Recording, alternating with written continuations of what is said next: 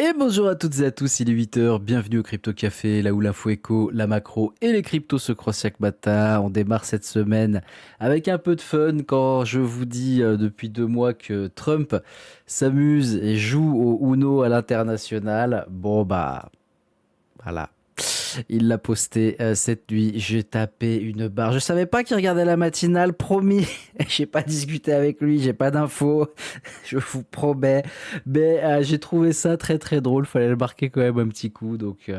Et je peux rien faire, les gars. Il a que des cartes jokers, hein. C'est pas des contresens en fait. C'est pas, c'est pas des plus 4, c'est des jokers. On est cuit, on est cuit. Allez, c'est parti. On démarre le Crypto Café.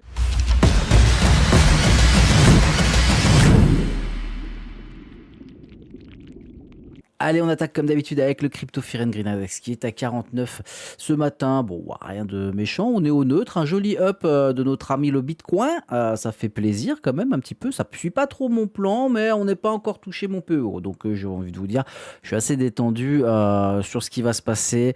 C'est pas très sain tout ce qu'on a comme up, malgré les good news qui sont tombés quand même concernant l'Iran. On verra si ça suit son cours ou pas. À côté des ETF crypto, waouh, ça c'est pas mal ça. Ça, c'est pas mal du tout, hein. Donc, le 1er mai, on a eu 625 millions qui sont rentrés sur les ETF Bitcoin et 93 millions qui sont rentrés sur Ethereum. Bah écoutez, ma foi, ça fait quoi là sur cette semaine-là? On n'a pas encore la semaine complète. Bon, dès qu'on a la semaine complète, on va voir ce que ça va donner. En attendant, moi je trouve ça pas trop mal, hein. On avait eu ça, ça. Ah, peut-être. On va voir. La Bitcoin dominance, elle, qui est à 60,5%. C'est très très haut pour cette Bitcoin dominance. J'aime pas trop beaucoup ça, très clairement. Ethereum qui est à 10,8% et les autres à 28,7%. Attention, hein, un gros mouvement de Bitcoin, alors que ce soit à la hausse ou à la baisse, hein.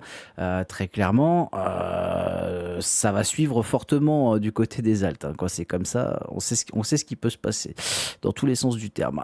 Donc attention, côté du prix des cryptos, ce matin, je vous disais, on a un Bitcoin au-dessus des 80 000 dollars. On prend 2%. Ethereum qui push fort aussi. On est quasiment à 2400 dollars. On les a touchés ce matin. On prend 3,4%. Et les alts qui, eux, bah, pour l'instant, n'ont pas trop réagi. On en a certains qui pushent très fort.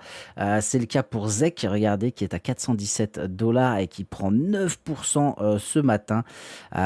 ZEC, alors en market cap, qui est juste en dessous le grand frère Monero, mais au niveau du prix, on est au-dessus. Donc attention, je l'ai vu push beaucoup ces derniers jours, dernières semaines. Let's see, ladies and gentlemen. On avait eu le call entre guillemets par Crypto Jérém qui nous a dit regardez bien les privacy coins, ça va exploser. Bon bah là je pense que ça a déjà bien explosé, hein. Donc attention, on pourrait avoir enfin ce que je vous dis depuis février, le fameux FOMO qui est en fait un déni. Donc attention, encore une fois, je reste toujours sur mon avis. Eh oui. Sinon, qu'est-ce qu'on a d'autre de sympatoche ce matin? Écoutez, un Vax qui prend 2,75%. Qu'est-ce qu'on a de sympa? On n'a pas quelque chose, on n'a rien de croustillant vraiment sous la dent, hein. 1,38 pour Ton. Allez. Uni qui prend 6,50%. WLFI qui prend 7%. Ça me fait chier.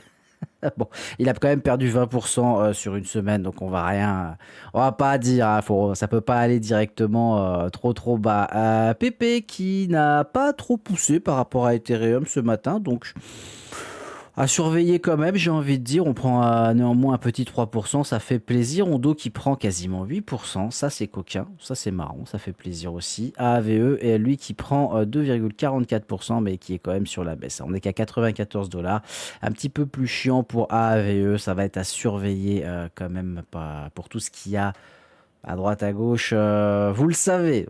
On reste au courant, ça sera mis dans le canal s'il y a des informations qui tombent dessus. Côté du calendrier économique et le secteur traditionnel, écoutez, aujourd'hui c'est férié en Chine, demain c'est férié en Chine.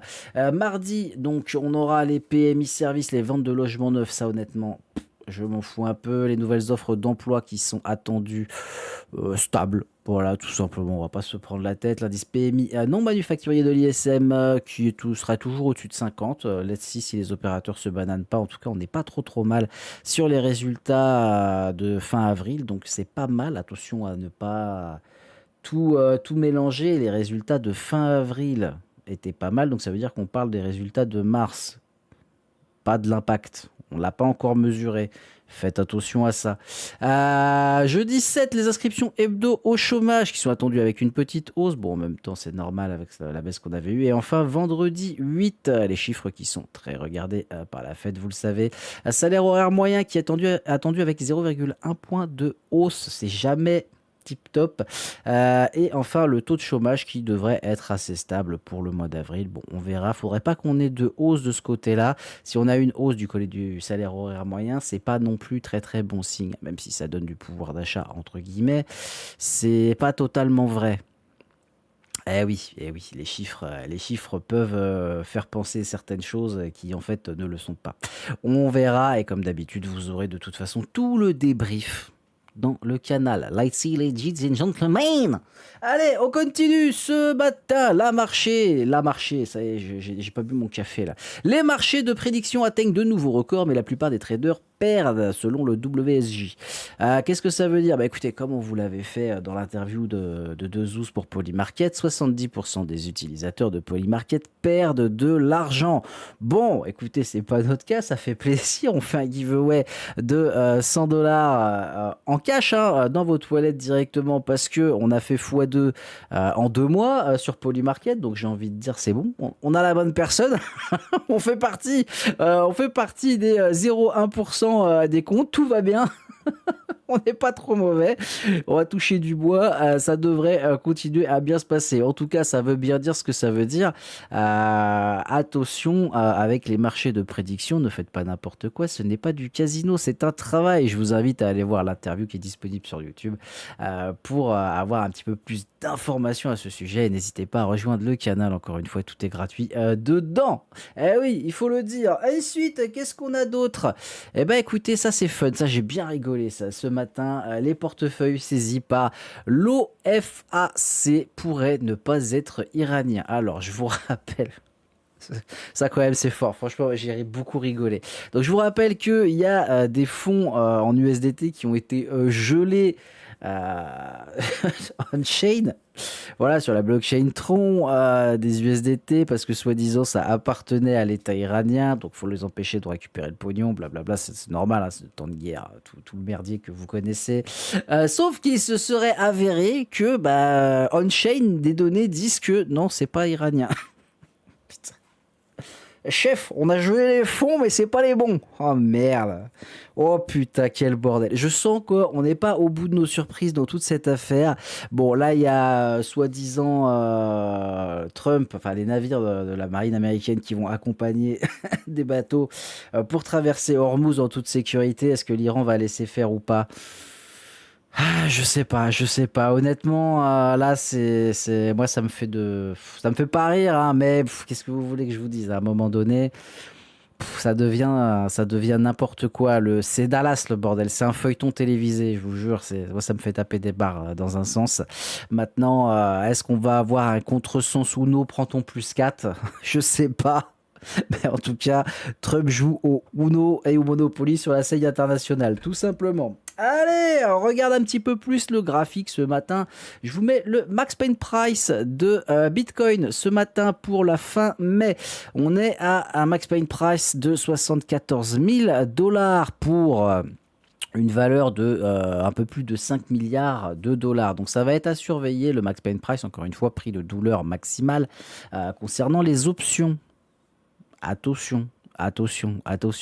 Généralement, on aime bien se rapprocher du prix pour faire mal au plus de personnes possible. Donc sur mai, let's see ce que ça va dire. Concernant Ethereum, c'est pareil, on est à 1 milliard. Bon, c'est quand même moindre, mais tout de même 1 milliard pour 2200 $ de max pain price Pour juin, on est quand même à 1,5 milliard, on est à plus pour 2400. Donc ça sent quand même pas mal de mouvements.